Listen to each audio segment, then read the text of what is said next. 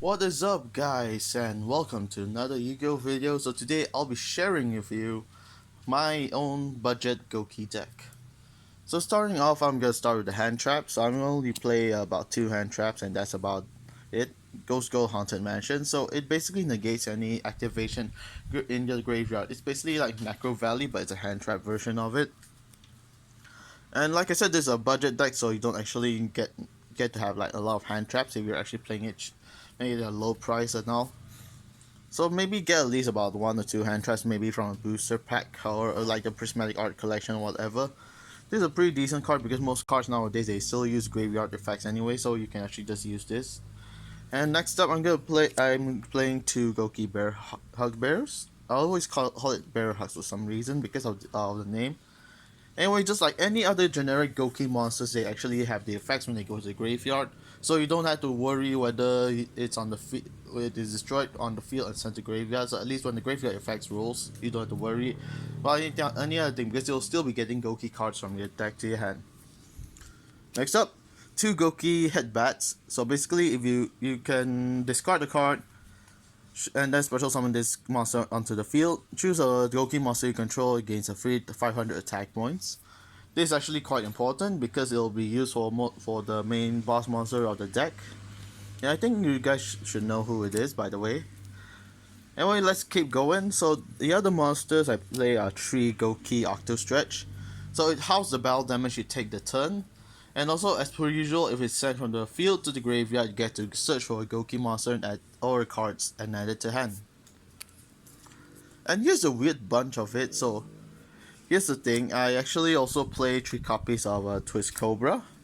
So other than the attack gain, you can actually use it for. You can also use this effect to tribute a Gouki monster on the field, just to choose a monster gain the extra attack points. So most of the time, for me, I would actually use maybe Gouki Bear Hugs. Use Gouki Bear Hug as a target for the tributing, so that your Gouki monster will gain a free extra 2,400 attack points, which is pretty fine. Next is Gouki Head Ogre, I think that's the name. So basically, when you normal summon this card, you can actually special summon another Gouki monster from your hand to the field, regardless of the level, which is pretty sweet to be honest. And you can easily get into Link 2s on the spot as well. And here's the weird bunch of it all, 2 Gouki Ring Tamers, because Gouki Ring Tamers are, weirdly enough, are the only Goukis in this deck, the main deck monster, that does not have the floating effect like the other Goukis. So the effect is, you can show this card to your opponent when you control no monsters, special summon a Link monster from your graveyard, but have it have a reduction of 500 attack points, then special summon this card onto the field.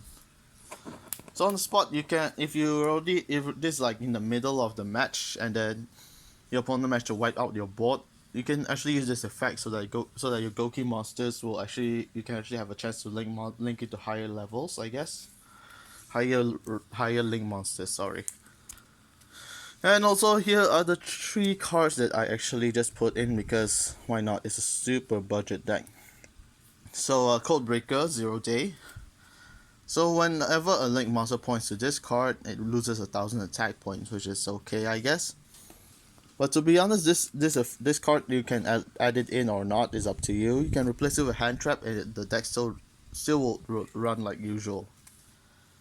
Next up for the spell and traps, I play 1 copy of Gouki Face Turn, 1 copy of Reinforcement of the Army, 1 copy of Anti-Magic Arrows, 2 copies of Mind Controls just to get rid of those pesky Boral monsters on the opponent's side of the field, or maybe the Invoke monsters, I guess. 2 copies of Galaxy Cyclone because of the graveyard effects as well. 2 classic MSTs because if you're gonna play budget, why not go all the way and play super damn budget, right? 2 Warrior Returning Alive because you need to add some Goukis from the graveyard back to your hand, so at least you'll have the perfect amount of Gouki monsters the next turn in preparation, I guess.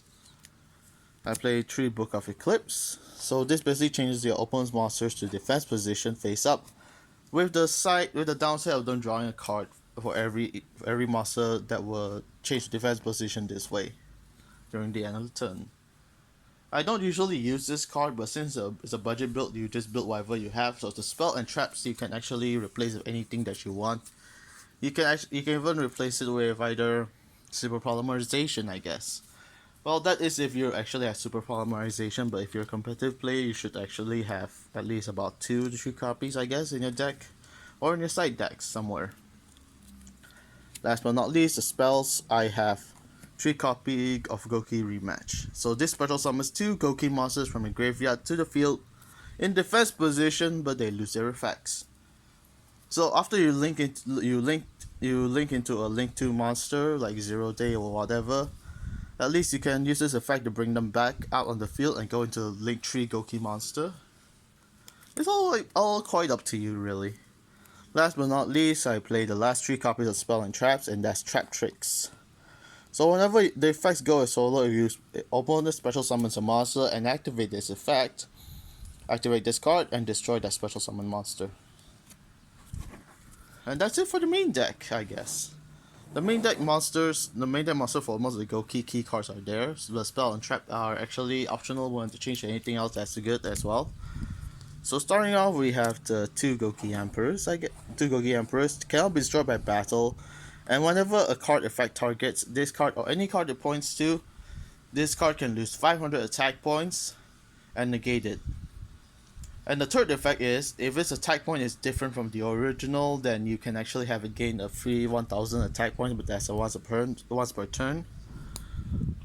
Next up, two of these link 2 Goukis. Normally I'll just use it for link 2 just to get in the higher rank link. Oh my god, I'm getting tongue tied.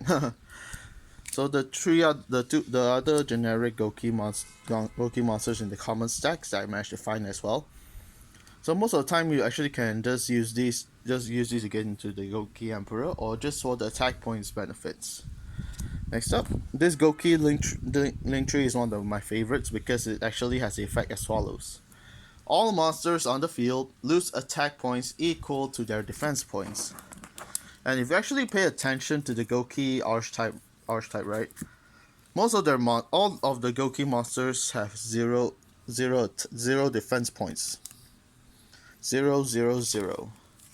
So meaning this effect will not affect any of your Gouki monsters especially, so you won't have to worry. Link monsters are not affected as well because they do not have defense points.